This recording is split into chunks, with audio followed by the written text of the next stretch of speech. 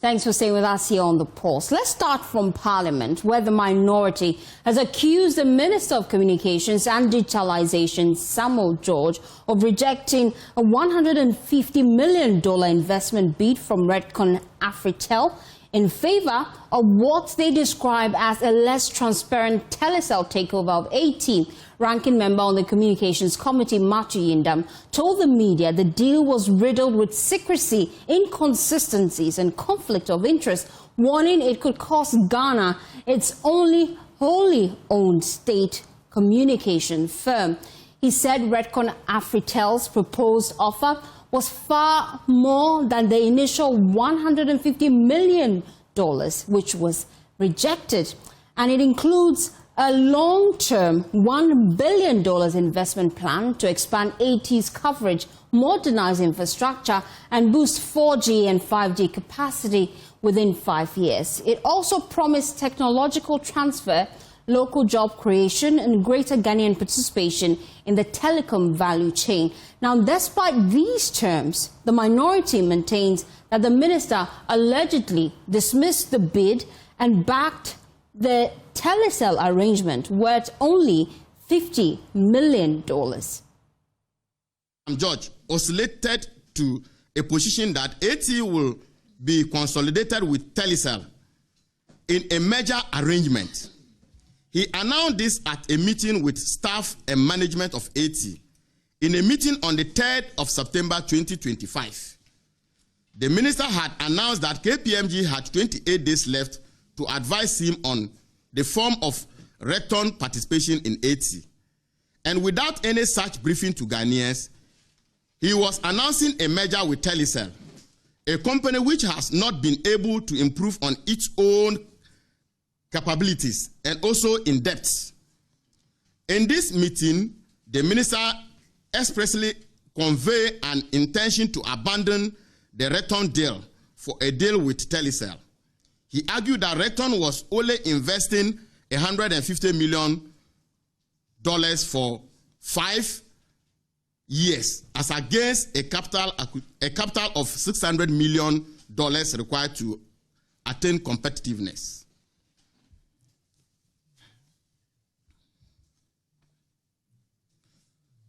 I take that place again.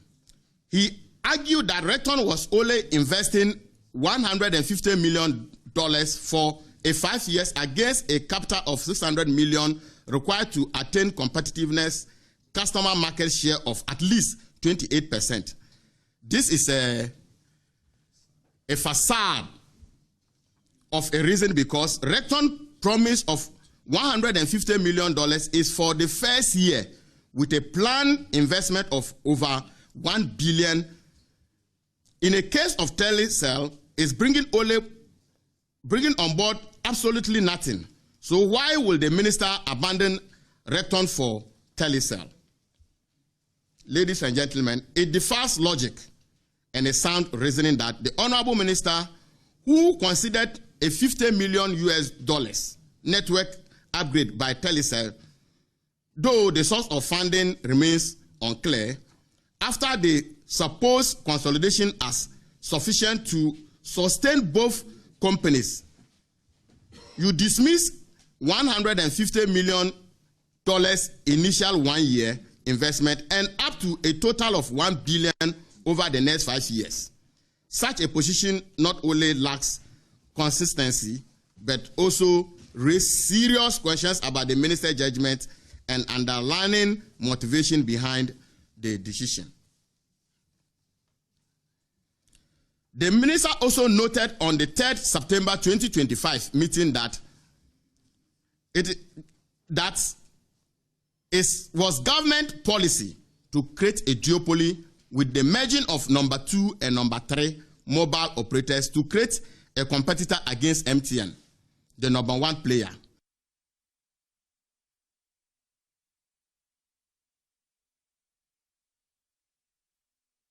Yindam also accused the Minister of Communications and Digitalization of causing AT to lose some 7 million Ghana cedis in September 2025 over allegedly failing to honor a $5 million payment commitment to the American Tower Company. The minority said the minister's inaction led to the shutdown of several ATC-operated tower sites nationwide, disrupting AT's network and forcing many customers to temporarily migrate to rival service providers.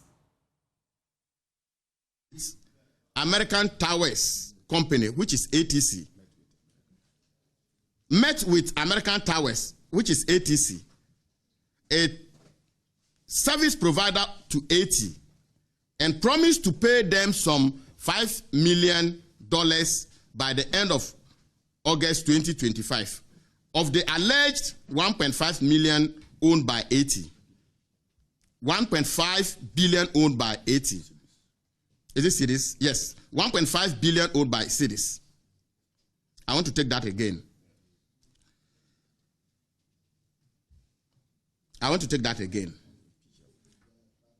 By August 2025, of the alleged $1.5 billion owned by AT, the minister has since failed to honor this promise and now using the Attorney General as a shield.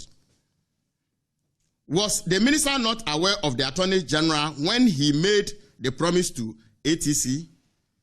Withdrawing some services in line despite desperate attempts to remedy his lack of corporate leadership, Honorable Sam George quickly convened a meeting and directed that AT customers roam on Telecel network starting September 1st. The minister's conduct had led to an estimated loss of 7 million Ghana cedis in revenue to AT in the month of September.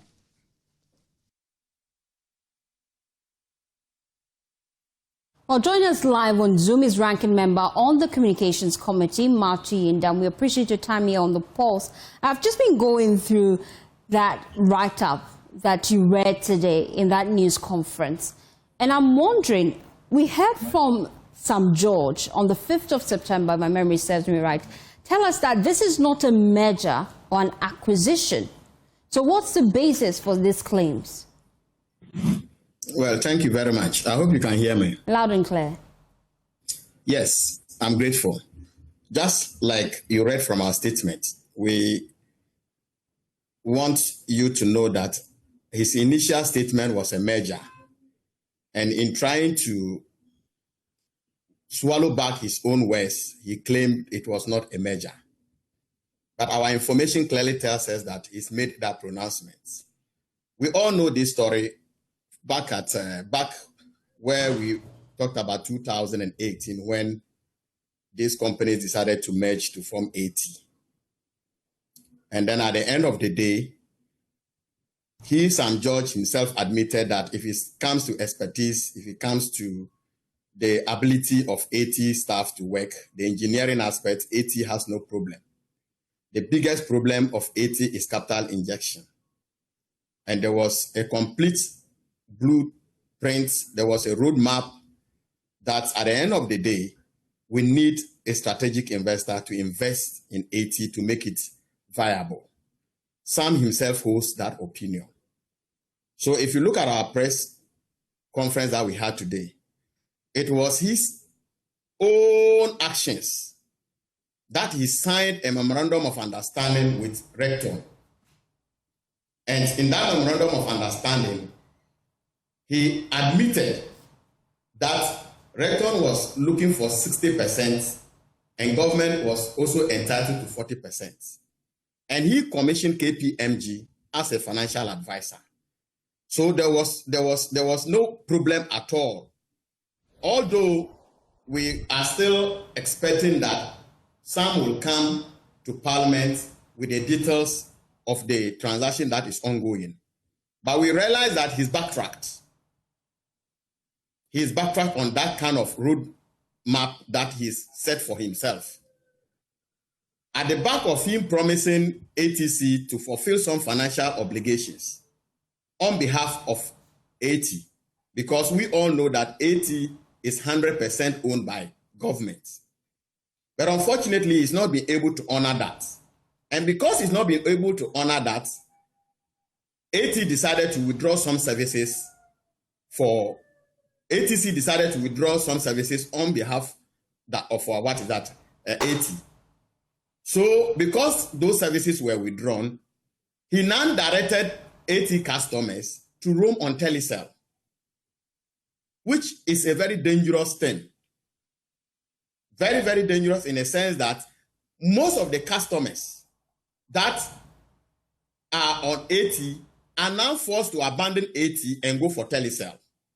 So within a month of September alone, AT lost 7 million Ghana cedis because all consumers are wise. So if I am supposed to be roaming on Telecel, then it's better I just acquire or just migrate my number to Telecel. And that is where the loss came from. But we are calling on Sam this afternoon or in our earlier press conference that, look, you know the problem of AT and you started addressing the problem of AT. Why are you now backtracking? So if you have concerns about the current dealings, which the minister says is neither a merger or an acquisition, why don't you raise it in Parliament?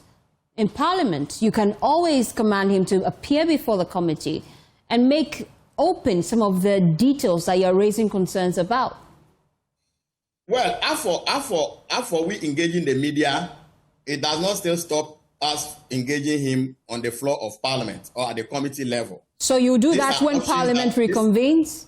Yeah, these are options that we're going to take charge of. We're going to implement them. But I want you to clarify for me, when the House reconvenes, will you be raising this on the House as the minority? Yes, we are going to be raising it. We just want you to know that it is not parliamentary, it is not on the floor of Parliament alone that national issues can be dealt with.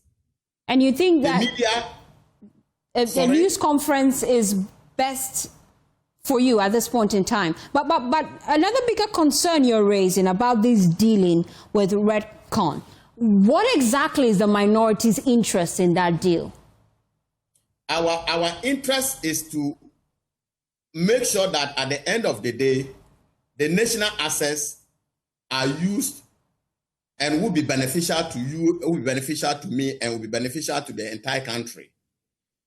Because we have nothing to do with Rectron.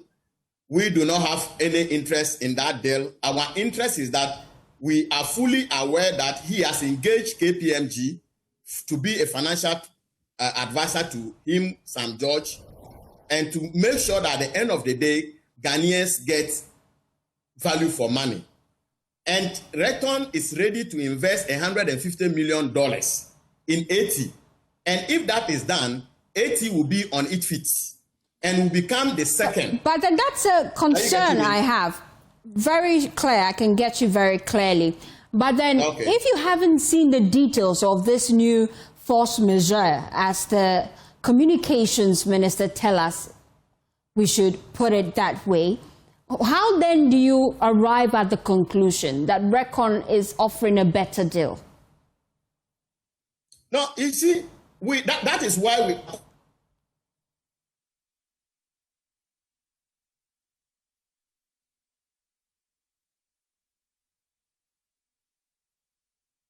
MG.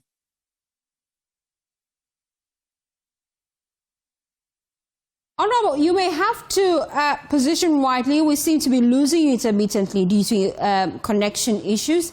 We're just engaging Machi Indam, a ranking member of Parliament's committee, Communications Committee. They held a news conference today, the minority, raising concerns about this Telecel AT takeover. They have assured us this afternoon on the Pulse that when the House reconvenes, that is something the minority will be taking up. They argue that Redcon's deal is best placed for the nation as we speak because they were offering some 150 million investment bid. And this is in dollars, by the way. And so we're just engaging Machi Indam here on the Pulse. Just to understand where the minority is coming from. The timing of this news conference has also been questioned, really, because this whole issue came up as far back as September. I remember on the 5th of September, the communications minister held a news conference where he sought to clarify what exactly is happening with Telecel and AT. where he sought to clarify that it is not a merger or an acquisition. And so why did the minority wait this long to have a news conference? Once we reconnect the lines to Machi Indam, we'll have that conversation here on the Pulse. But away from that, the Minister for Labour, Jobs and Employment, Dr. Abdul Rashid Pelpo, has announced the upcoming launch of the Ghana Labour Market Information System, a digital platform that will host job vacancies from both public and private sectors, designed to simplify job searches. The platform will serve as a central hub for nationwide employment opportunities and will be accessible at labour offices across the country. Dr. Pelpo made the announcement at the 3rd Annual General Meeting of the Health Sector Occupational Pension Scheme, reaffirming the government's commitment to transparency, accessibility and efficiency in Ghana's job market. With the Ghana Labour Market Information System to integrate pensions data into our national labour statistics, to measure retirement readiness and inform future reforms. With the Ghana Labour Market Information System, for many of us who are yet to come to grasp with what it means, it's a technological platform that we are using to put in place all vacancies that exist in this country, in the private sector, in the public sector, for new workforce to go in and be able to extract, apply, and get a job. It involves lots of information about labor and is almost being done now and will be deployed very soon to our labor information sectors throughout the country. So addressing the shortfall in coverage is an important imperative for us. And as we are actively supporting initiatives aimed at actively integrating informal workers, including artisans, traders, farmers, which are going to be included into the voluntary pension schemes, and exploring flexible contributions towards tailored to the fluctuating incomes of the informal sector. The pension scheme in this country, second to the largest, is the health sector scheme. It's so huge. Well, let's broaden the conversation here on the Pulse. Join me now is Labour consultant Austin Game. We appreciate your time on the Pulse. We're just hearing from government, really, about the launch of this digital platform that will host vacancies from both public and private sectors. From where you sit, will this solve the unemployment issue in this country? Well, thank you. Thank you. Honestly, it's long overdue. This was to happen some 15 years ago. That is giving a small space after the labor law was passed in 2003. Section 6 of the Labor Act gave a clear-cut direction as to what we should do. And indeed, at that time, the intention was to call it Ghana Bureau of Labor Statistics. Bureau being that this is a specialized department to collect data and distribute the information concerning variety of things, including some of the things the Honorable Minister had just stated. But that said, LI 1833 should be amended because it will carry fees and some levies that employers all over the country, public and private, is an imperative injunction on each and every one to submit to that special department information regarding employment and unemployment, including various other information that will be solicited to enable the country to properly benefit from its decentralization, employment, so that we don't have people traveling, let's say, from Bono region to Accra when they have a place. And the same example, I'm giving you current things, We have a big push that the president is driving to enable jobs to be created in construction. You don't need to leave Bono region coming to Accra in search of a job. When this information is available on a national platform, like the minister said, to enable people to access and sort employment wherever. In the districts, it's not going to be limited. This is all over into the district, into the regions. The whole country will be awash with this information, and the details are quite enormous.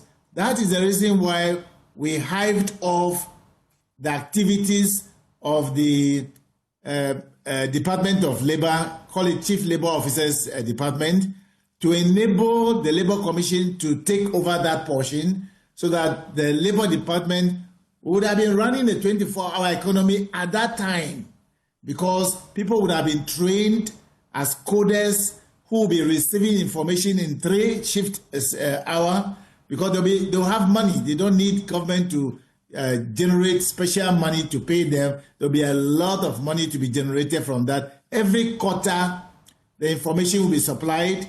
It will be keyed in, so people are aware of available jobs, either in the district, in the national center, wherever. But how will this indeed solve the unemployment problem, especially because there are concerns where individuals say in a country like this, where you get a position based on whom you know, even if this portal is active and I don't have the right connection, I'm most likely not to get the job, is it not? It's not going to happen like that again. If it is done the way we anticipate. I was in the center of the writing of the law. The intent behind it is very clear. To take away the thing you are talking about is corruption. Let's name it properly. That corrupt attitude, that unaccountable kind of attitude in the country would have ceased as a result of that. And it's being practiced all over the world. We studied it in both in the Scandinavian, in Japan and America before we came to conclusion to write Section 6 of the labor law, which should have been expanded into LI 1833. When, let's say, NDC lost election, the previous government took over, they did not consult. So they don't know the details. They didn't consult those of us who were in the trenches writing the thing. So they couldn't implement it. Now you have the NDC government back, and the president then was fully aware, and so I think that's what they're activating. And I can tell you on authority that it will eliminate the whom you know matter, because Joy, your station, will be compelled by law to submit to that station employment and unemployment availabilities and unavailable, so that everybody who has to seek employment in Joy don't need to come and see you to hold his hand and send him somewhere. It's supposed not to happen. Thank you so much, Austin Game, a labor consultant, for your time here on The Pulse. Away from that, the Chief Executive Officer of GIHOC Distilleries Company Limited, Jones Bote, has revealed that the company has been paying nearly 90 workers at its Kumasi branch for the past 10 months, despite no production activity. He said the plant set up to produce bottled water has been idle for almost a year, leaving employees on the payroll while operations remain halted. Describing the situation as alarming, Mr. Bote warned that the continued shutdown is draining the company's already limited resources. He called for urgent measures to revive the facility and resume production to reduce losses and protect jobs. He made these remarks during a visit by members of Parliament's Select Committee on Employment, Labour Relations and Pensions as part of their oversight duties. I have a whole unit in Kumasi that is supposed to be producing water. They are close to about 90 there. I've been paying them for the past 10 months. They are not producing. Because the machines, when I went to the factory and saw the conditions, I felt they needed to remove that. It's not in the conditions that I was operating. That's the whole history, because then my predecessor took a loan to fix it, and that is another whole issue that we can consider. Well, chairman of the committee, Joseph Appiah-Boateng, said the CEO assured them that steps are being taken to address the challenges at the Kumasi plant. He added that the committee will engage the Ministry of Trade and Industry on the growing influx of imported alcoholic beverages to protect local producers like GIHOC and ensure their sustainability. So what he's trying to do is that he wants to keep his staff, because he knows that very soon all those machines will be operationalized. So he doesn't have to sack anyone before he brings them back. So he doesn't want to render redundancy. So what he's trying to do is to hold them together. So when the machines, because some of the machines will be ready even today, so that they will start full production. Yeah, I think what the committee, after this, we are going to sit down for progress reports and review where the companies that we visited and see how best we can also do. If we have to talk to trade minister or wherever that is necessary, then we liaise with them so that GIHOC will bounce back and be on 8 feet. Well, you're still watching The Pulse. Please stay with us. We'll be back after this quick turn. Thanks for staying with us here on The Pulse. To other stories now, MPP flagbearer hopeful Brian A. Champong has called for an immediate 90-day suspension of all mining activities to help restore Ghana's polluted water bodies. Speaking at his campaign office, Dr. Champong described the pause as not a state of emergency, but a vital national intervention to protect the environment and secure food systems. It urged the government and stakeholders to use the 3-month break to clean water bodies, review the mining sector, and design a roadmap for sustainable, responsible mining. His calls comes as NGOs and activists warn of deepening threats to Ghana's health and financial security, revealed in Joy News' Dear Mahama series on Galamsey's devastating impact. We'll hear from him shortly. First, though, let's bring you excerpts from our first episode, which highlights how teenage girls in Kwesi Krom Basic School in the Agona East District are forced to choose between using foul dark pond water during menstruation or skipping school entirely.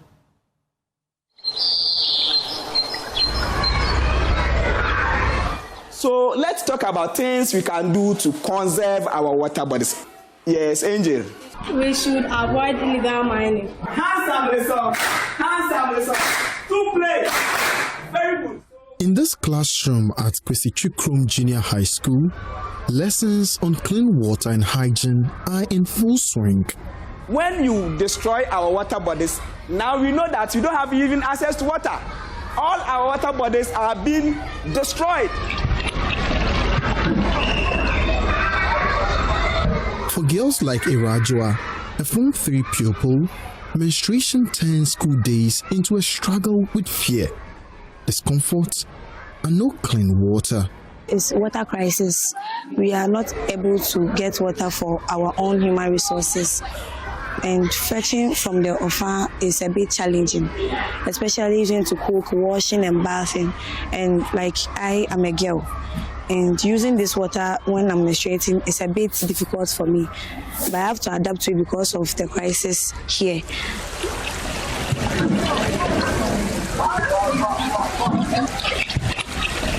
When there's no water, it's actually a bit challenging. So we adapt to it, but when you get enough water, you have to use it fast for us not getting all those infections and all those bacteria into us. At times, I can't use water because of how the water is, because the water has to be boiled and all those stuffs. So when the water is not boiled and we don't usually use gas here, we use firewood, and I don't have time to boil it, so I have to use the water and come to school early. Ghana has made strides in girl child education. Enrollment has risen. More girls are staying in school, and conversations around menstrual hygiene have grown louder. But here in Kwesi Krom, a water crisis fueled by illegal mining threatens to erode those gains. For months now, taps have run dry following shutdown of the Kwenyako headworks, unable to treat raw water from the heavily polluted Ayensu River. The absence of clean water strips young girls of their dignity and privacy. Inside the classroom, menstruation is silent, but its weight is heavy.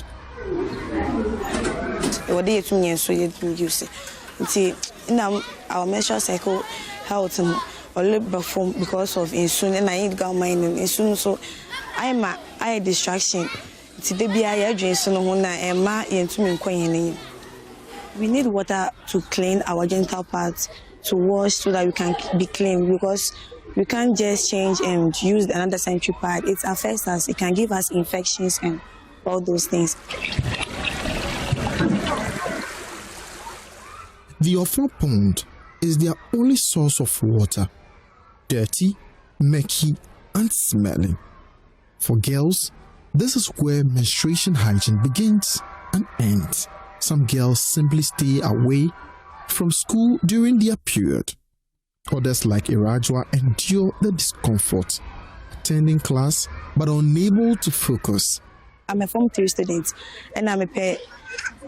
Yeah, time indoors, so I have to. Robert Yankee is the science teacher here. He watches over these pupils and sees how the water situation steals both their time and their health. Assuming there's no water, and then the child or this girl child have or experiences her menses, how will she even clean herself without having access to potable water? Do you want the girl child to use this contaminated water to clean her genital part? It means that she'll be introduced or she'll be prone to more infections. Nana Kwesitwi the fourth is the chief of Kwesitwi Krom. He sees the daily toll the water crisis takes on his community and especially its children. After school, na ewo krom hananga sanso kola ni yenso no. Tedu baby kwa say break nkola no. Na obi akofie kwa sensu. Na ode bansa na oye bia no. Fact amama aha ye papa. A kronanga said this a problem we face pa yensu sem aha o mai kese pa. I will need the government to help us with the illegal mining water issue and to put a stop to illegal mining, and we can come to school without being stressed and all those stuff. The Kwenyakun Headworks, once the lifeline for this community, shut down after turbidity levels hit almost 95,000. Safe levels are below 50. President John Dramani Mahama is unconvinced to declare a state of emergency on mining, on water bodies and forest reserves. I've been reluctant to implement a state of emergency in the Galamsey fight because we've not exhausted the powers we even have without a state of emergency. Here in Kwesitwi Krom, girls like Irajwa live in a constant state of emergency. They are victims of rivers poisoned by illegal mining. If this is not an emergency, Mr. President, what is it?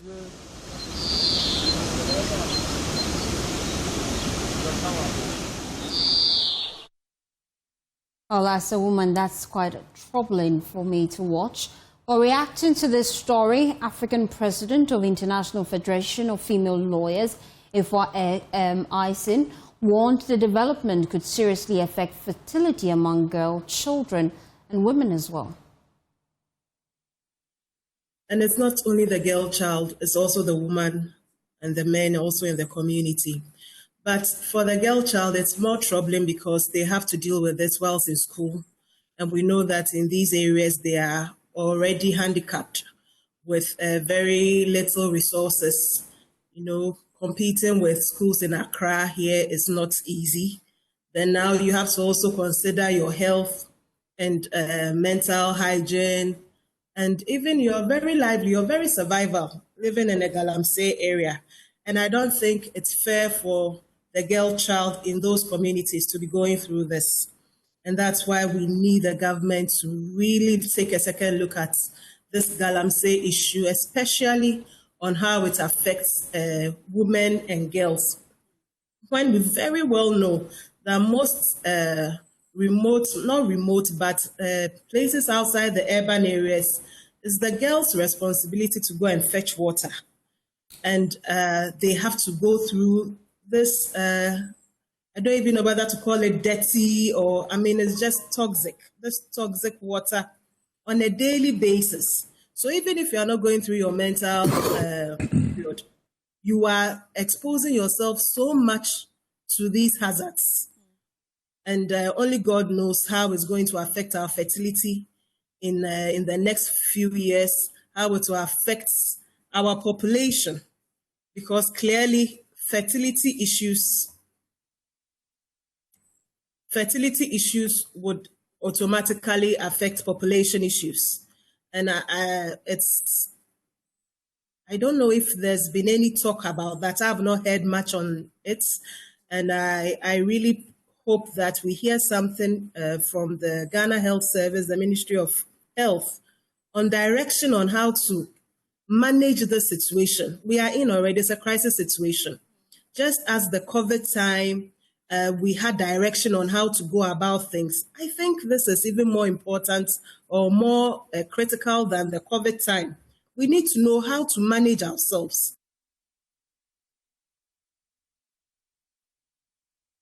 The Executive Director of Child Rights International, Brighter Pierre, also explained on the AM show that it will cost the state millions of dollars to rehabilitate the thousands of girl children and women whose lives will be severely impacted by using contaminated water during their menstruation. For me, that I picked from this particular documentary has to do with the fact that in all aspects, especially when it comes to the right of the girl child or the right of a child, the major ones are being abused. You pick the right to health, which is critical in promoting the welfare of children. The right to protection is one of the critical rights that the state requires that we give to children. And then also the right to education. So clearly you will see that there are major pillars of rights that have been abused in terms of how children need to be cared for in such environment, and it's also goes to confirm the research that we have also conducted, and the details of it are showing clearly in the video. And for me, it should send a signal to us for us to take certain pragmatic steps to deal with this issue. Because one thing about children is that you don't immediately see the effect on them.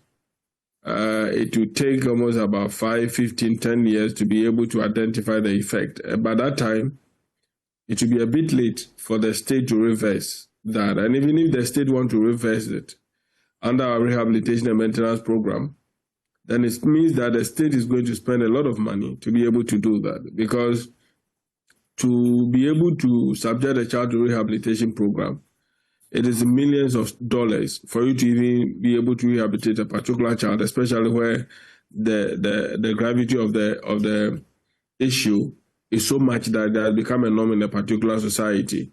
So clearly, it is not an area that we should take for granted. It's not an area that we should just play with. We now hear from NPP flagbearer hopeful Brian Champon, who is calling for an immediate 90-day suspension of all mining activities nationwide to help restore Ghana's polluted water bodies.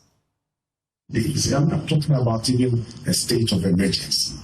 90 days, rainy season, let's clear our water bodies, let's engage how we go back to mining. We cannot stop or repair the tie or the track of a moving train as fast as it is speeding. We need to agree, and I'm not talking about state of emergency, that mining, regardless of where, should stop now for the next 90 days. Let's regroup, let's rethink, and see how we can launch back into responsible mining. If our food systems are being poisoned, and we just look on, that we prefer to make the money, the people will not be around in a very short time to try and address the situation. So this is something that I believe answers to general security questions. Thank you. Brian Champon there, but let me bring him his spokesperson, Andy Apiakubi, who joined us live here on The Pulse. We appreciate your time. I'm just wondering what prompted this decision to make this call at this time.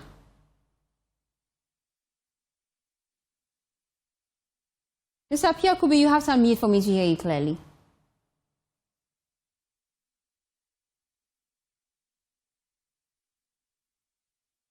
Whilst we reconnect our lines, Andy Apiakubi, we've just been hearing from NPP flagbearer hopeful Brian Champon proposed that moving forward there should be a 90-day suspension of all mining activities. We're just touching base with his spokesperson, even as the NPP campaign hits up. We'll be touching base with other key individuals who are vying for various positions as well. But I'm told I have clear connection now to Andy Apiakubi. Andy, I was just wondering why Brian Champon is making this call at this time. Oh, thank you very much for your call. And I want to re-emphasize what Dr. Brian Champon said, that we have come into a crisis and there is the need for a rethink. We need to reconfigure the whole concept of mining and mining laws. So Brian proposes that we put a halt to all forms of mining activities and look at the concept again, the laws and the strategies and the procedures. So I agree with him that we should, as a nation, come back to the drawing board, look at how do we effectively mine without causing the destruction that will be overly costly for us in years to come. But what flaws, really, what flaws has your client spotted in the current approach we're handling the illegal mining fight that he hopes to deal with, should he be given the mandate? If he's given the mandate, as he has said, that we need to all come together and even revise our mining laws and ensure that the procedures are also, human-friendly. Because the way it's going, we are leaving behind us a society of disease where next generation will be afflicted with all kinds of diseases. And if it's the case that it's a state that has to come to the aid of the citizens, then it will be that the amount of money that we realize from mining, after all, didn't have any effect or wasn't even worthwhile. So he's proposing that all of us come together and rethink the concept of mining. But reviewing... mining responsibly, mining responsibly and following the law, and indeed also amending parts of the law to make it difficult for illegal mining. And that brings me to my next question. You were just making proposals for amendment of our mining laws, and I wanted to find out what specific amendment you would propose that moving forward we can adopt. For now, because we want to clear our waters, we could suspend, indeed, we could suspend all small-scale mining for a time, and then make sure that whoever makes an application to go into small-scale mining goes through a period of training and orientation to ensure that you will go into mining without bringing us the problems that we are facing now. And in any case, for a start, let us outlaw all mining activities within the water bodies and within a bigger radius, maybe 500 meters instead of the 100 meters of both sides of a river body, so that you cannot mine within 500 acres of the banks of any river. Let it be, so we amend it from the 100 to 500. Let us also outlaw the use of those chemicals to do the purification, those dangerous chemicals. Let's outlaw the use of such chemicals. Let's find a way to bring mining within the law that will also permit the use of appropriate chemicals without using the poisonous ones. In Australia, there's a lot of even surface mining, but they are not allowed to use the mercury as we use here. And, so did Brian Champong make this proposal, especially during the previous administration, knowing fully well he held key positions in that administration? Brian Champong, I cannot vouch whether he did or he did not, but we all know the circumstances that brought Brian Champong. He came at the tail end of the administration, and we had challenges in the agricultural sector that was almost overwhelming all of us. So he had so much on his plate at the time. And don't forget that at the time, he was also not the Minister for Lands and Natural Resources. So whether or not he made any inputs into reconfiguring the law or the approaches to mining, I cannot say. But I am sure that he was equally worried and concerned about the state that we had gotten to in respect of mining and its effect on our water bodies and even in our forests. Andy, so how is the campaign going so far? You've been on the ground. How are party faithfuls responding to Brian's message? Brian's message is catching on very much with our delegates. It is our hope that our delegates have been listening to him and having appreciated his solutions. I'm sure that the delegates will vote for him. Above all, I am very positive that the delegates... We seem to have lost connection to... And bring all of us... He's back now, I'm told. Yes. Yes. I am sure that the delegates understand that he is the one to be able to bring all factions within the party into one pool. The unity that will be difficult. Oh, yes, without the unity. Okay. Andy, your connection is not favorable. We'll try to reconnect the line. Stay with us. Just position rightly so that we'll come back to you. But let me bring in this other key concern that Brian Champong raised today. He has alleged that some pollsters approached him demanding payment in exchange for him to be placed in a favorable position in their polls. Let's listen to that. I'll be back to Andy Apiakubi to get a response. But watch this.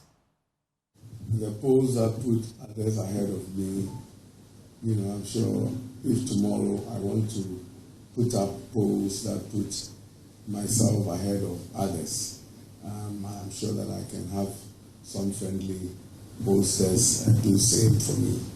They do not concern me. Most of these polls are psychological operations on the system. Totally meaningless. I don't intend to sponsor polls in my favor. I'm sure that shouldn't be in any doubt that if I wanted to, I could.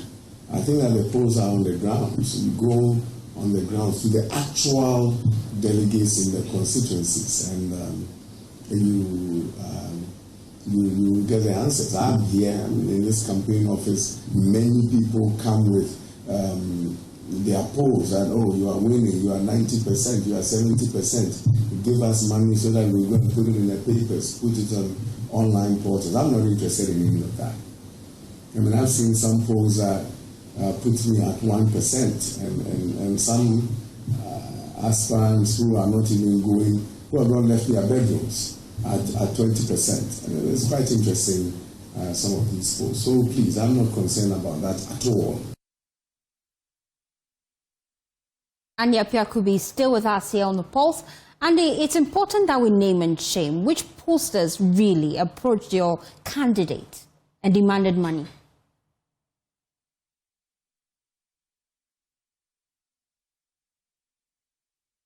Do we still have Andy Apiakubi with us? Andy, you have to unmute for me to hear you clearly.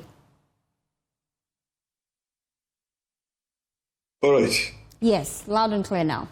Right. You heard my question.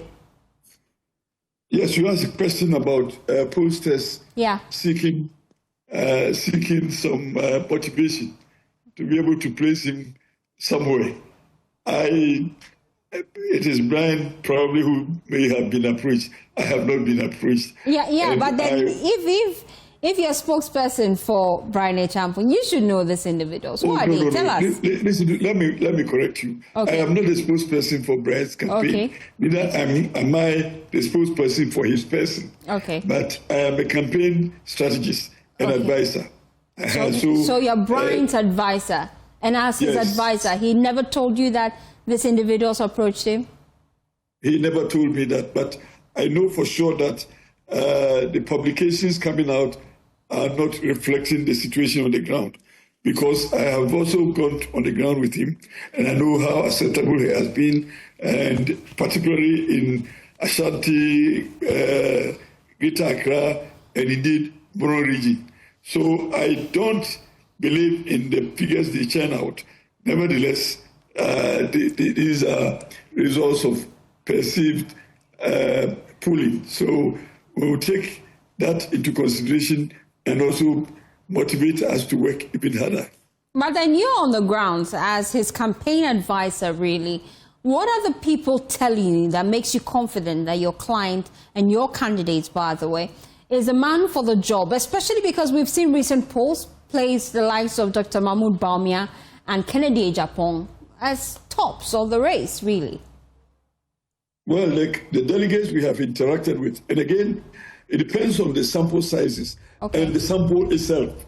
But we are talking about delegates, and we are relating to the responses of these delegates. And the delegates are convinced that Dr. Brian Champon is the person who would be able to bring all factions within the party together into one pool. So I'm very positive that the delegates would vote for him, because without bringing everybody together, we will not be able to win power. And the person most competent and capable of doing that is Dr. Brian Champon. And the delegates very well understand this. But have you done any independent survey just to test the grounds to see if your client is indeed accepted by all? We decided to conduct our survey in November, and we expect to publish our survey results by the end of November, and we will conduct another one by the end of December to see where we are. So for now, we are relying on our pollsters who are now picking the samples and working on the delegates. And let me emphasize, our polling is on delegates, not on the generality of the population. We haven't gotten there yet. Okay. Thank you so much, Andy Apiakubi. Stay with me. Let me bring in other key individuals as we just touch base with the different camps here on the Pulse. We're looking at how far their groundwork is going for them and some of the key things that have come up. I have with me Kwesi Kwarteng, spokesperson for Kennedy Agyapong's camp. I also have with me Yao Opoku, who will be joining the conversation via Zoom. Later, we'll touch base with Dr. Mahmoud Bawumia camp as well, as we just touch base with them to look at some of the key things that they're working on, even as we look forward to January. I'll start with Kwesi Kwarteng. What's your current activities based on your calendar, Kennedy Agyapong on the grounds? What's next on the agenda? Firstly, thank you very much. Good evening to you and my colleagues as well. You said you touch base later with Dr. Mahmoud Bawumia's camp. Are they on, or you are here to establish contact with them? It appears anytime I have to speak before them, I don't know, maybe whether it's by way of strategy or it's just a coincidence. But I mean, that was just by the way. Okay. Yes, as at now, the Ken's campaign currently is in the Savannah region. Okay. And he's meeting delegates there, selling the good message of job creation. And of course, important of it all is how he presented himself as a bold and strong candidate to win 2028 elections. And remember that without winning the 2028 elections, there's no way all the nice ideas, whether they are rich ideas or pragmatic ideas, we can implement them. And ordinarily, in the normal course of things, if we are just opposing that with the history of our political dispensation from 92 till now, you will agree with me that ordinarily, 2028 is not to favor the MPP, because the NDC would have done just 4 years. And so if we're making a case that you are going to grab 2028, it certainly means that you have to present a very strong candidate. It is even the more reason why, as part of the talk, Ken made that very bold pronouncement that there is no way he will concede defeat when even the Electoral Commissioner has not announced the final results. And of course, he did not say this just for himself. He did not make this statement just for himself. It's a statement that he's making to also suggest that he's going to protect his parliamentary candidates. So emphasis has to be made that there is no way Kennedy Japan will concede defeat before the EC announces the 2028 election results. Because if you recall, President Mahama in 2020 did not concede defeat, despite the fact that even he had lost Akufo-Addo with about 500,000 votes difference. Yet still he maintained that he was in a comfortable lead and ensured that he protected his parliamentary candidates. It is the same thing that Kennedy Japan is going to do. That 2028 is about bold candidates, is about courageous candidates. There is no way that EC will give 72 hours and he will go and concede defeat. Unless the 72 hours is done and the last ballot is counted in the last constituency, he's going to stand as that firm leader, as that courageous leader, as that bold leader, as that fearless leader to protect his votes and also the votes of his parliamentary candidates. We've just been hearing... make the point. And today you were about to complete your sentence. Yes. I am saying that today that has been the ice on the cake in terms of the presentation that he's made. Of course, in terms of his job creation, he has been preaching that everywhere. But today was an opportunity to also remind the delegates that in 2028 we will need that bold and courageous candidates for the 2028 elections. And he made that point very clear in the Savannah region when he began his talk. We will come to other individuals on Zoom. Yao Poku is also joining us via Zoom. But let me also find out from Kwesi Kwarteng. We've been hearing from Brian Champong tell us that some pollsters approached him, demanding money to place them favorably on their polls. You have seen a lot of polls pop up recently. Has your candidate been approached by any of them for money? No, Ken doesn't believe in those things. Okay. Ken believes that if there is any pool that will stand the test of time, is a pool on the 31st of January 2026. And of course, pollsters, there are reports that some of them may have been sponsored by candidate A or person B. But ultimately, like for us, our position on polls is that polls are not election results. Polls are just feedbacks for the candidates to work. Of course, there are some polls which goes in our favor. There are some other polls which may not go in our favor. At the end of the day, we also have our internal mechanisms to also measure our performance. And I can confidently tell you, for me, that is what is important to the team. I can confidently tell you that our team is doing so well. In terms of the regions, I can say that out of the 16 regions, we are doing so well and we are likely to win about 12 of them. Have you done any survey to back that? Yes. We also have our own internal polls that we get our independent persons to do for us. That is for our own internal mechanisms and for our own internal decision making. But in terms of a poll to influence public perception where Kennedy Japan will go and pay, at the end of the day, when you do that, you are deceiving yourself. Other candidates or other people may be interested in doing that, but we are not interested in deceiving ourselves. I recall the last time when we decided to begin our thank you tour, and we suggested to Ken that we wanted to also bring in some people to come and cheer him up. He rejected vehemently that offer because he was of the view that it's a mechanism to deceive yourself.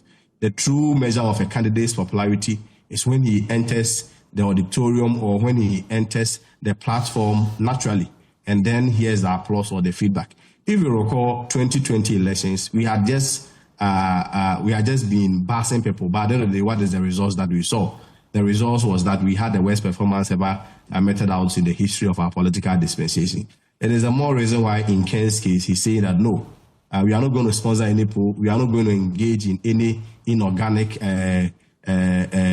political astroturfing, and just go down there and campaign to the people. And at the end of the day, if there is any other greater pool that had to prove the consistency in all other polls is the poll of 31st January. And we are very confident that the 31st January is going to vindicate the position of Ken. Okay, stay with me, Kwesi Kwarteng. Let me bring in Yao Poku, who's joined the conversation as well via Zoom. Yao, where is your candidate as we speak, and what's next on the agenda? Okay, so let me say good evening to yourself and to my colleagues on the line and to our viewers as well. Dr. Osiabichum, currently we are in Accra. We just came from Western North region as part of our engagement with the delegates. And we currently are preparing to straight away move into the central and the western region to continue our hope and prosperity message, a message that resonates well with the rank and file of the party, and which is being echoed by a generational thinker who thinks ahead of time and comes with a full commitment and a strong welfare system that seeks to make delegates true patriots who are proud of their party and willing to serve the interest of the party and the country in general. So currently that is what we are doing. We are preparing ourselves to move straight into the central region and the western region because we just came from the Western North region. And what's the reception like in the Western North region? Yeah, it's electrifying. The euphoria around our engagement with delegates tells it all. And delegates proud associated with Dr. Osiabichum are listening to his vision for the party and the country at large. And they keep telling that if all other candidates could emulate the leadership skill, the 21st century skill, the fourth industrial revolution leadership skill of Dr. Osiabichum, then the party and the country wouldn't be where we are today. And it's a clarion call that it plays onto the rank and file of the party that indeed this is the time that a new breath should be in the party. It is the time that the change that we seek for, that seek to empower the party and the citizens at large, is actually what should be the game changer. And that is the message that Dr. Osiabichum has been re-echoing since he started his engagement with the party and keeps canvassing votes for the flag bearership race. And as I indicated to you, the euphoria is so great that the other regions cannot wait, and they're always on our doors knocking out, when are you coming to our end? We are seriously waiting for you. We cannot wait to see them or meet them and give that hope message, that prosperity message that they are seeking for. And we believe strongly that at the end of the day, the party will give the nod to Dr. Osiabichum to lead the front and ensure that that wealth creation, that education system that we are seeking to be able to run shoulders with the likes of Singapore will be a reality, and Ghana's history wouldn't be the same again, per the contribution of delegating electing Dr. Osiabichum as the flag bearer of the party. Has any pollster approached your candidate asking for money so far? Not that what I'm aware of. We do have our own internal mechanism that we periodically engage the rank and file of the party to look at our strength, what we need to add up, and where we are so strong in this whole competition. And we just didn't start. It's part of what we did before the declaration of intent to contest, and eventually even after we became form. And that has been what we are doing. And you know, Dr. Osiabichum is a scientist, and he believes in what research report is. But it's important that you do have an internal mechanism that gives you what the strength or the dynamics within this whole process is. And we rely on our internal mechanism, and whatever any external third party will do, we do welcome it. But what speaks to what our conversation and the kind of work that we are doing with regard to this race is embedded in what our internal polls tells us. And that is what is giving us the edge, the confidence that we are seeking, and the push that we are continuing with the hope message given out to the party at the rank and file of the entire country. Thank you so much, Yao Pokumenta, spokesperson for Dr. Yao Osei Duchum. Let me wrap up with Anya Pia Kubi. 30 seconds, your final words. We have, unfortunately, I don't have connection to Anya Pia Kubi. Kwesi Kwarteng, is he on? Okay, 30 minutes, your final words, please. Oh, Anya Pia Kubi is my uncle, so my regards to him. Okay. But most importantly, like the point I earlier made, Kennedy Japan will not make any premature concessions in 2028. He will protect the sanctity and integrity of the votes that Ghanaians have casted. The Constitution enjoins us to do that, and at no point will he leave the fate of our pieces just to the fate of some NDC people who may be emboldened by such premature early concessions to then enter the coalition centers and start taking things into their own hands. This is what Kennedy Japan will not do. I think the emphasis has to be made on that point. Thank you. Okay. Thank you so much, Kwesi Kwarteng. We made attempts to reach out to Dr. Bawumia's camp. We're unsuccessful with that. In subsequent bulletins, we'll try again. Well, still on politics, the Deputy General Secretary of the ruling NDC, Mustapha Gbande, is urging party members to remain patient as government works to address growing concerns over jobs, contracts and welfare. The NDC, which won the 2024 elections by landslide victory, is under pressure from supporters demanding swift action on campaign promises ranging from job placements and contracts to accountability of former government officials accused of mismanaging state funds. Now, barely 10 months into its first administration, the Mahama-led administration is facing rising expectations from both party loyalists and the public. In a statement, the Deputy General Secretary for the party, Mustapha Gbande, acknowledged these concerns as legitimate but appealed for restraint and faith in the government's ongoing efforts. Well, he joins us live here on The Pulse. Mr. Gbande, we appreciate your time. So you promised the boys jobs and you're failing in that promise. Is that the case?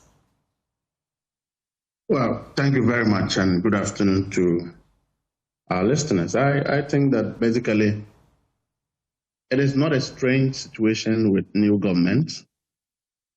We believe that the NDC have inherited all of Ghana's problems, including what we have, and that is to put food on the table, if possible, of every single Ghanaian.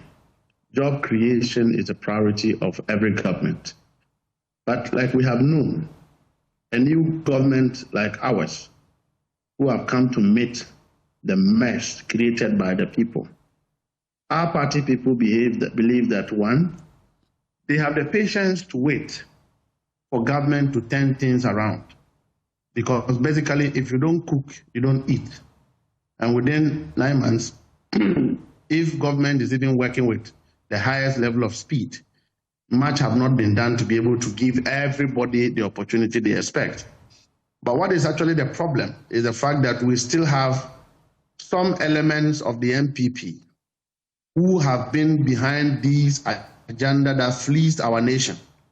Public servants who have actually been part of the corruption. People who have aided and abetted with politicians to steal our resources are still within government entities working. And the party people are concerned. Because if you have Abenyomakin saying that NDC people are in power, but they will still control us, then it is right for a foot soldier who is not yet employed to believe that his party or his government is not being fair to him. We are not saying that sack every single Ghanaian that is at work. They say that their government is in power. We believe that something went wrong in the last 8 years of President Akufo-Addo, including a deliberate step to fleece and to steal from this country. Allegations we cannot prove. That sentiment could not have been achieved by only one minister. It takes a chief director, it takes directors, it takes public servants to have done that. And if government want to reset, we can reset roads and hospitals. But if you haven't reset the human resource that have given room for the fleecing to occur, then our party people feel that they have a case with appointees. And but that is what basis do they make this allegation, really? Because the concern is that everyone in public service must have been required to meet the different requirements for that job. But now you want to let them go because simply you want to give the boys job. Is that the case? No, but these are people. So if you go to a Ministry of Roads, okay, for example, where a contractor was given $30 million of Ghanaians' money to construct road and it has not been done. The public servants who have paid this money, what is their business being there? If you go to Cocoa Board, where there were a lot of corrupt practices, including procurement breaches, and the directors of Cocoa Board, who are politically exposed, are still sitting there, what do you want the NDC people to think? If you go to the Ministry of Education, where we are doing school placement, and the people there are still MPP people who are not towing government agenda to ensure that the placement is done in accordance with what the Ghanaian people want, you expect an NDC food soldier to fold his hand and sit down and allow these MPP people again be in power whilst we claim that we are in charge. No, they will not agree. But all we sought to tell them was that as leadership, I stand for a cleanup, a total cleanup.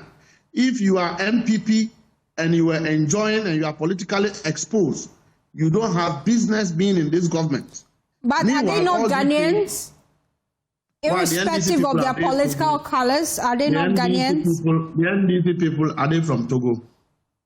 When President Akufo-Addo was in power and they were sacking all the NDC people, no, did we look for amnesty to look for jobs elsewhere for them? They were jobless for years. There are people who have been punished by the MPP government simply because their government was in power. And our party people also believe that if that is the case, then it is their turn to also get the jobs. And I think they are right. But then you agree with me that governance is not about rewarding loyalty. It's actually about building the nation. Governance, building a nation, you have a group of people who have come together to fleece your nation, steal everything, and you think that they should still be there. Directors who have gone in bed with politicians to steal money, and you think they should be there. Are you not one of the people who feel that the 8 years regime, there have been some financial malfeasance politically, and that you want those people to be there? Until that is proven, they have the rights to work for the nation, don't they? The NDC people also have the right to work for the nation. It's about ideology. Our ideology is not the same as the ideology of the MPP when it comes to nation building. We have different principles. Since the NDC came to power, we have not destroyed people's businesses. When President Akufo-Addo was there, they were collapsing businesses and giving to their cronies. That is their ideology. Since the NDC came to power, you've seen an increase in some sort of social intervention policy strengthening, including free SHS and school feeding program. So if you don't believe in the ideology of the government, you don't have business being part of the nation building because you will be a standing block. So the party people are right, but all we are saying as leadership is for them to be patient, manage their expectations. This is a new government. We have to build the nation together. One would have to understand that there are most appointees who have not gotten release of funds from the Ministry of Finance because we as a nation are undergoing an economic recovery program, homegrown by a young man, Kessler Tuforsen. We believe that it is helping the nation to recover very fast. And so we have to be patient to tolerate for appointees to go through the system so that we'll find jobs for our people, including the grassroots of the MPP, who they abandoned in the last 8 years. You know, the teachers who are demonstrating, MPP gave them appointment letters, but never paid them. The nurses who are demonstrating, MPP gave them appointment letters, but never employed them. all of these people have become a burden on our government to deal with. Yes, we will deal with that, but we'll bring our party people along. All we are asking for is patience. People must understand that building a nation sometimes is not only about giving jobs. It also has to do with some level of tolerance, some level of patience and management of expectation. And I believe that the foremost objective of President Mahama is to give job security to the people of this country. It is never intended that the party will be in power so that our people will not get jobs. It's early days yet. But I also believe and stand with my party people that all the directors of MPP who are in public service must be sacked. They must go home because they were part of the nation-wrecking agenda. Mustafa Gwande, we appreciate your time here on The Pulse. He's Deputy General Secretary of the NDC. You're still watching The Pulse. We'll be back after this quick turn. Please stay with us. So stay with us here on The Pulse. Well, this afternoon, we're delighted to host Men of God. Yes, I'm taking you to church this afternoon here on The Pulse from the Charismatic Evangelistic Ministry. They're organizers of the annual Christ to the Rural World Crusade and Day of Help. Well, this compassionate-driven crusade not only preaches the message of Christ, but also demonstrates his love in action, reaching out to the poor and marginalized across the country with practical support. Before I introduce my guests in the studio, watch this. We'll be right back.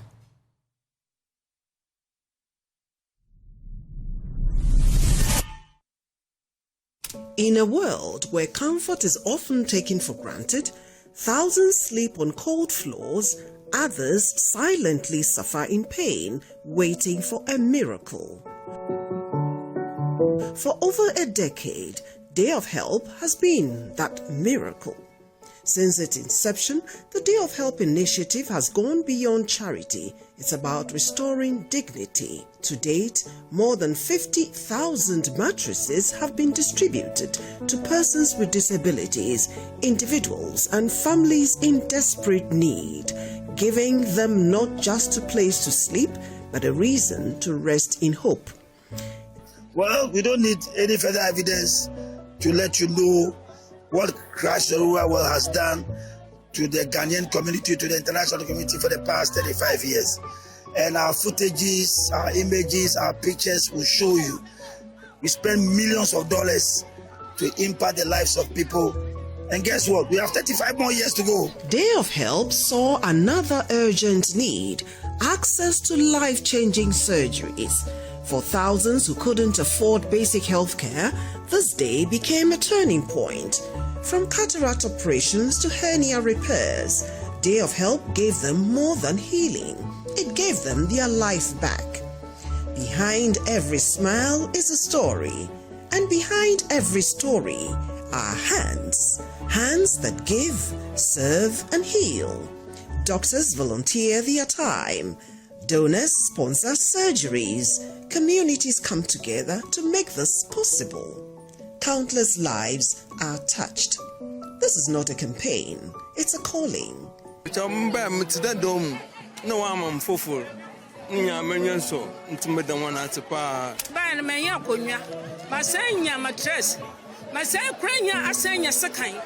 Manya duane di nti mama sesi ama ho abra na mebra no sesi ade esu atwa ama me medam asinya me nhira mo so asibiti ado ba body papa ya se wa mam adan da mo fa ye dube na amafo ye bindi me de yes ase ade china se yala oya for fam na wo ye da mazinya me nhira won yamintu won kom bibia mama bibia la en ha won wasase dida yaminshon won pa baby awanyazi wazmanyan nyankupo no nhon won anem yedase. Thank you for playing a part. It's a day of help. What can you do to help?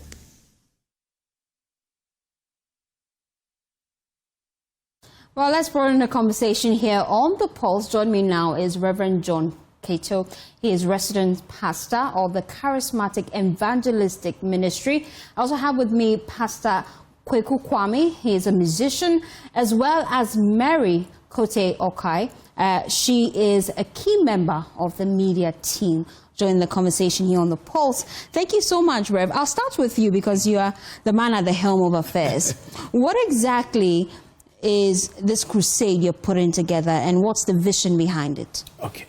Thank you very much for the question. You know, as Charismatic Evangelistic Ministry, we have been at this crusade for more than 35 years.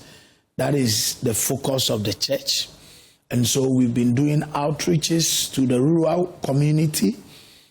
We preach the gospel. We come with a social action, which is the compassion part of the ministry, giving out clothing, giving out food, giving medical care. We don't just diagnose, we diagnose and administer medicines to people who have special cases. And also, we even do free surgeries.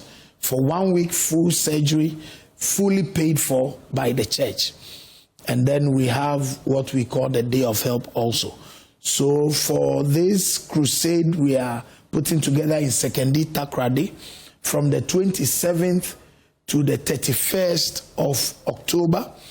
We have the evening crusades, which will be on the Monday from 6:30 to 9:30 p.m. in the evenings. So that will be the Monday, Tuesday, and Wednesday in the evenings, where we'll have Reverend Steve Mensah, our father and General Overseer, and Reverend Matthew Ashimolo from Nigeria or from UK, KICC, and also Pastor Otabel, Mensah Otabel of the ICGC, all partaking and preaching the gospel in the evenings, where we'll do altar call and do the healing and miracle ministration to people. God, by the grace, will help us to heal.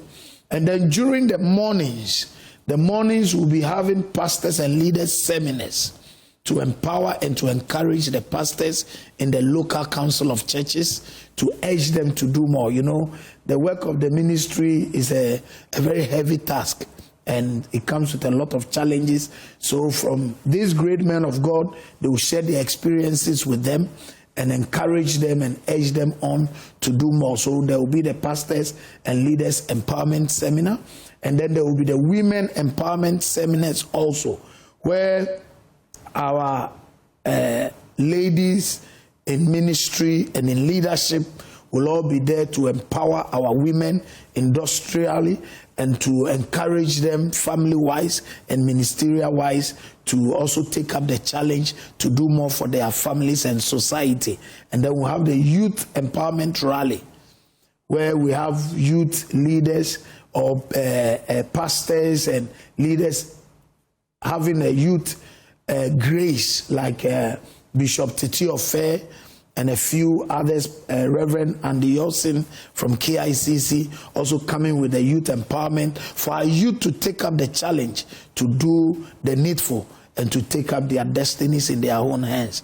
And then in the afternoon, from about 11:30 to 12 noon to about 4:30, 5 o'clock, there will be where we do the compassion service, where we give free food, we give free clothing to the needy.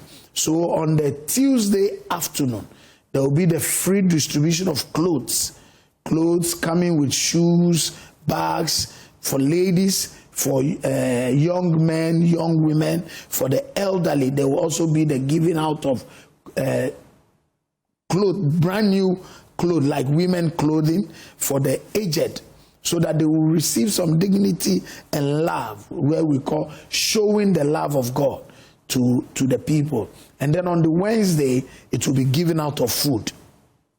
We are coming with grains like rice, sugar, beans, gari. We are coming with key soap. We are coming with oil. We are coming with toiletries, giving them all out for free, because we don't just preach the gospel in the evening. We also want to demonstrate the love of God through giving.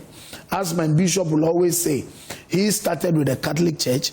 He said he was in the Catholic Church for many years. A lot of messages were preached, which he can't remember all. But he remembers whenever they gave them the gifts of food items, which is the the Tom Browns and the wheat and the rice and the oils which they would take home with joy to go and cook and eat. He remembers every time they gave them those food items, but not all the messages preached will he remember. So we show the love of God to these people to demonstrate to them that we didn't just come to preach the word, but we came to show the love physically to them, which is the compassion part of the crusade. And Rev, I'll come to you just to find out how we can be a part of this. Okay. And I'm sure I'll give you the platforms, put out numbers they can reach out to. But let me move on to Pastor Kweku. You have also been pushing the Day of Help. What exactly is it about, and how different is it from the crusade? So the Day of Help is specifically made for persons with disability. It's an entire day where we spend with persons with disability. We have service with them as well, and we have free medicals for them as well on the day. We do distributions for them as well, from wheelchairs to mattresses to buckets to toiletries to food. The same things that we do for the abled, we do for the disabled as well. And because they are more physically challenged, we put that day aside for them so that we can pay close attention to them specifically and then pay attention to their needs as well. And mind you, the Day of Help this year will be our 10th year anniversary, and it has, every year we see to more than 10,000 disabled people from villages all around. And this year, I know that it will be an exceptional one. It may be the biggest one yet that we've ever had as well. Yeah. Now, when it comes to Mary, you are a key member of the media team, so I presume you have a daunting task ahead of you. What's the plan, really? Looking forward to the crusade and the Day of Help. Okay, so with the media, we're going to air our Day of Help as well as the crusade nights and then the distributions on our CMTV on YouTube. Okay. So it's going to be, we're going to cover the whole program from the distribution to the evening crusades, as well as the seminars that you're going to have with the pastors, the women, and then the youth as well. Yeah. And so how can they be a part of it? If I'm not joining in person, if you can put out the handles, social media handles, that we can be a part of it online. So on YouTube, CMTV. Okay. Once you put in CMTV on YouTube, you should be able to connect with us. Yeah. And I'm coming back to Rev because we want to know how we can be a part of it. Power-packed lineup, you tell us, individuals passing through, but how can I be a part of it, and how can I support this cause? Thank you very much. You know, as I was saying, on the Thursday like this, we'll have a free medical care on the grounds, just medical, diagnosing and giving treatment. And then from the Monday, which is the 27th to the 31st of October, there will be free surgeries in the hospital, free to the people receiving it, but then we are going to pay for it. We have put up a team of about 50 surgeons who will be using about 3 theaters to conduct these surgeries. And when we say surgeries, we are not limiting it to minor surgeries, major surgeries, fibroids, hernias, any surgery that comes their way, even to the point of sometimes conducting some plastic surgeries. So we need help and we need the support of everybody. So the accounts, the bank accounts that you can use will be showing on the screen. If you have any items you want to give out, whether clothing, food items, please, you can call us. We can drive to as far as outside Accra to pick them up. Once there are items to help the needy and to help the persons with disability, the challenge in society, we will drive and come and pick them up and then go and give it out to the people. So if you want to contact us, you can contact us by 0244 230 837. 0244 230 837. Anywhere you are, just let us know. We will make arrangements to come and pick the items, and we just want to be sure the items are neat, the items are well laundered, and then we pick them up and go out there to distribute. Because what we are going to give is to show the love of God. And so we must give the best to the people who need it, and to show that, to demonstrate the love that if Christ were to be standing with them, what he will show them. We are representing Christ. And so we want to go in that way and in that state, giving them the need that they have desperately sought for, that people are not there to give to them. If their children have not been able to give them, we are their children. If a husband has not been able to give them that help, we are their husbands. If society has not been able to give them, God has brought us. Because people have medical situations. Yes. Ray, thank you so much. Unfortunately, we have to go. Thank you so much for making time to join us, and we will surely be with you once that crusade starts. Thank you so much for your time. We appreciate your time. I just want to remind you about the Joy News EcoBank Habitat Fest coming up on the 23rd and 26th of October 2025. You have to be there. Mark your calendars. It's coming up 6 a.m. to 6 p.m. each day. My name is Faustina Safford. That's how we wrap up the polls. Have a pleasant day as you enjoy the rest of our programs.